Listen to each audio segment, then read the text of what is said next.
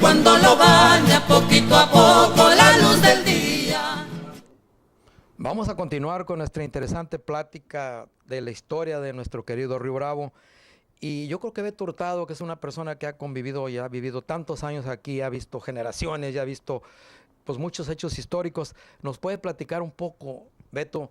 ¿Recuerdas tú cuando llegó la primer delegación, que nos platiques algo de la primer policía, de sus comandantes, de la gente que participó en esos tiempos? Si eres En la tan amable. participación que tuvieron los ciudadanos también con la policía, hubo un caso, una anécdota muy curiosa, porque cuando Cruz Contreras no quería que Río Bravo se emancipara, tenía gentes aquí que estaban estorbando, y entonces llegó el grado hasta que las gentes que estaban ahí, que tomaron la delegación de policía, los hermanos de los alijadores, Polo y Rubén Barrera, Margarito Cedillo de acá de la sección 12, etcétera, varios, Manuel Granado, Leo Santos de Guayaba, y cantidad de gentes que tomaron la delegación de policía, y llegó el ejército, llegaron ahí los soldados y se apoderaron de ellos y llegaron adentro a las gentes que estaban ahí de guardia.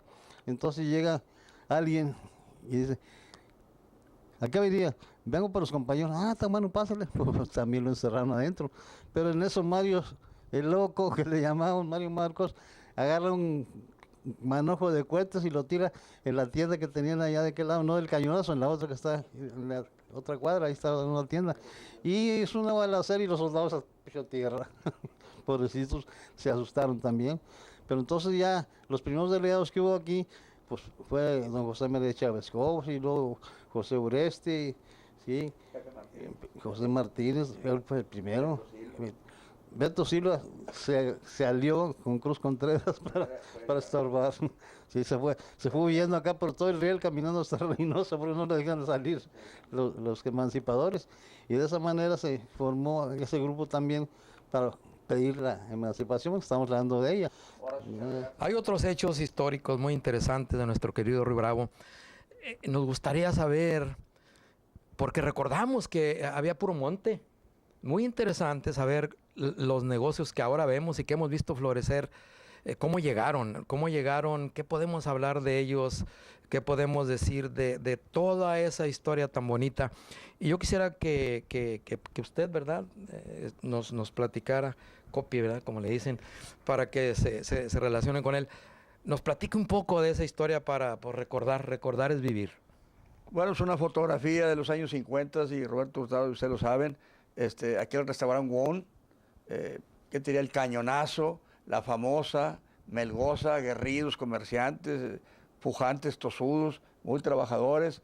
Restaurante en Asturias, los cines, pues el Reforma, Acapulco, la Cine y Arena González, que tú te acuerdas, Martín, las peleas de box y lucha que había ahí llegaron las caravanas de los luchadores del Santo, Carrón Lagarde, René Copete de Guajardo, el Gran Moritas, el Caballero Galindo. ¿Yo qué te puedo decir?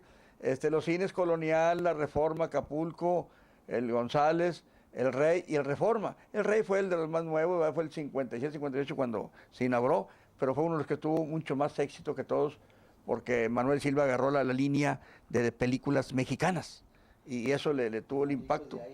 Exactamente, y abanicos de aire. Y en la zona comercial se explotó. Bueno, yo quisiera decirles esto, explicarles, porque nosotros indagando sobre la historia de Río Bravo, por qué si el centro comercial estaba hacia el norte de las vías férreas, el 50 y tantos cambia hacia la avenida Madero, y todo el mundo hay un error técnico o histórico con la fachada del edificio de la Sauteña. Todos creen que el frente está hacia la Madero y está hacia el norte. Y me platicaban a mí viejos lugareños, como Ramiro Salinas Ramón, que ya murió, uno de 10 soldados, pero que era técnico de Pemex en Reynosa, le ordenaron hacer una brecha en 1946, 47, por no estar a la 20 de noviembre. Era una calle muy ancha. Pero don Eliseo Cantú, con toda la razón del mundo, era el delegado municipal, se opuso porque pues nomás era para esas camionetas. Entonces le dijeron en Petróleos a Ramiro Salinas Ramón: hazla la otra calle abandonada, que era la Madera, una calle tipo basurero. Y por ahí hacen el camino engravado para el campo Treviño, para las camionetas de Pemex, y ahí se quedó como calle principal, y hay, hay todavía el error histórico que les toman foto del edificio de la Sauteña al lado sur, cuando es el traspatio del edificio. Pero ese edificio fue la pieza clave del crecimiento de esta población de Río Bravo, Tamaulipas, y hay un silencio histórico, Martín, aquí en Río Bravo, de 1910, que Íñigo Noriega y sus colaboradores o escoltas huyeron por el estallamiento de la Revolución Mexicana. Hubo un silencio hasta 1925, no se sabe nada, cuando vienen los campesinos a pedir la dotación de tierra del ejido Río Bravo. Y hasta ahí está lo que yo te comento. Es interesante todo, quisiéramos escuchar y no terminamos. Nosotros como parte de... Yo voy a decirles un poquito yo acerca de la Academia Práctica de Comercio, que todos o gran parte de los riobrevenses hemos estado ahí. Ella llegó, había un restaurantito enseguida del cine Reforma, de madera. Ahí llegó el profesor Bucario en el 1952 y puso su academia. Eso fue una novedad porque nosotros pues, aquí no teníamos nada. De ahí nos fuimos, nos rentó Polo Castañeda un terrenito, unos cuartitos enseguida del Sindicato de Recursos Hidráulicos. Ahí estuvimos, ahí nos graduamos. Nosotros tuve la suerte de ser la primer generación del profesor Bucario. Ahí estuvo Juan López, ahí estuvo Félix Chavero, ahí estuvo Nicolás Morales, ahí estuvo tantos y tantos compañeros en esa escuela de la práctica de comercio. Eso se los quería comentar porque fue la primera academia. Había una academia antes del profesor Blas Rubalcaba, pero él se retiró. Sí. Y yo digo que nosotros somos la primera generación porque el profesor Bucario agarró muchachos de segundo año de ellos. Sí. Pero la primera generación completa de Bucario somos el grupo de nosotros, que pues es una cosa muy bonita. Y yo quiero seguir platicando de esto, pero vamos a hablar ahora, hay otro tema bien interesante, que es parte fundamental de la historia de Río Bravo, el oro blanco, el algodón, aquellas algodoneras, aquellas calles llenas de gente los domingos. Vamos a ver quién es el que puede platicar un poquito de esto, usted. Ándele pues, ahí mero lo dejamos. Que el señor Tavares nos platique de los domingos ahí con tanta gente. Ándele pues. Sí, mire, entonces estamos hablando de los tiempos cuando te llegaron el oro blanco que se dice. Y la primera algodonera que se puso aquí fue la de Quiroga y Ramírez. Y luego vino la del Golfo. Y así sucesivamente, a medida que fue viendo más comercio, fueron viniendo más algodoneras, la Clayton, la Anderson Clayton y la Hohenberg. Y se dedicaban a la pura compra de algodón. Entonces así, yo de eso sí puedo hablar un poco porque yo, como siempre me dedicaba a la agricultura, me daba cuenta por las orillas cómo estaba la situación, cuáles eran. Yo trabajé en la primera algodonera, que fue la de Quiroga y Ramírez. Y luego ya después me fui yo apartando porque empecé yo a trabajar mis tierritas y a sembrar el oro blanco.